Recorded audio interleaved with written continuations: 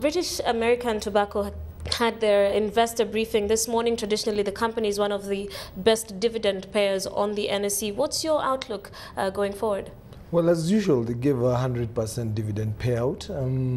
They did make a slight change in that they had a downward fall in their profits, but they did as expected. Investors are quite happy about that. They are a defensive company, but they saw an over 40% increase in capital in their share price in the last 1 year, which means investors who bought that share last year are laughing all the way to the bank. They've done a bit of restructuring, so we do expect that that will reflect on their bottom line as we go into the next year. And they have also made quite a bit of progress in terms of dealing with the illicit trade in cigarettes. So I believe that they are on course. They've paid farmers very well as well, because tobacco prices went up.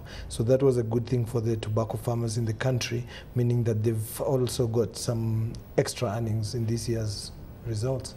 Now, there's been quite some bullish sentiments in the markets lately, especially this week. Speculation is rife about the performance of Cooperative Bank. We'll see that tomorrow. What are your expectations, and are you as bullish as the rest of the people in the market? Well, in terms of the banking sector, we already know that Standard Chartered was the outlier, but still we would expect that Cooperative and National Bank of Kenya, who do the announcements tomorrow, will give us positive results.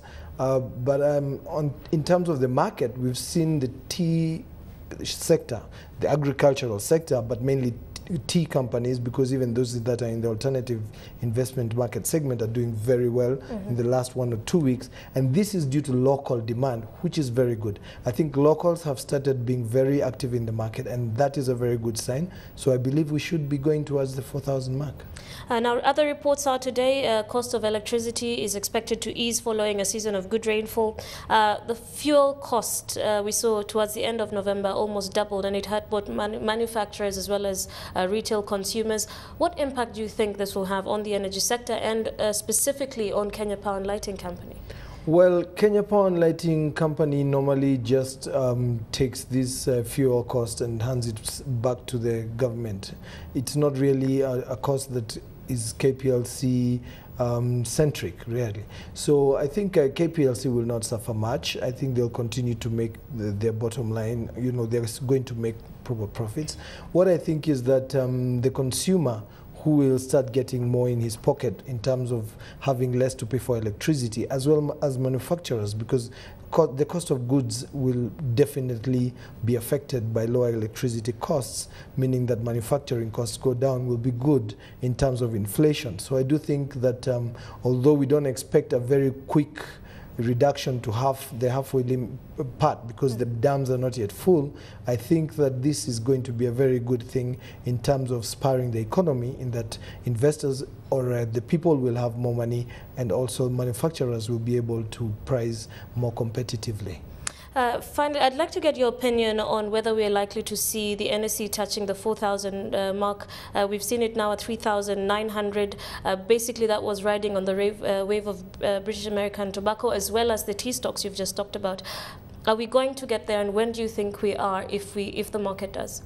Highly likely in the next 1 or 2 weeks, because I think the local component is a very important component now. We've seen the market being moved by foreign demand for the last 1 or 2 years, but now we've seen the local investor begin to troop back into the market. So if you put the local component and the foreign component in together, it means that we do expect the market to see a rally, but we should be very careful, because we don't know whether there could be any issues on the political side and all those, because the market tends to be a bit jittery, especially coming out of the phase we've been through. Now that you've mentioned the current political climate as we're seeing within the Kenyan, the Kenyan political landscape, how are investors reacting to that? Are they looking at long-term stocks? Are they worried about what may happen going forward, keeping in mind that we're likely to have the constitution,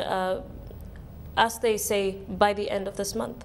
Well, most of what we are seeing is very speculative demand, and that's why you see the tea sector, because of Europe's bitter winter, they've done very well. There's a high demand in tea, and that's immediately affected the prices.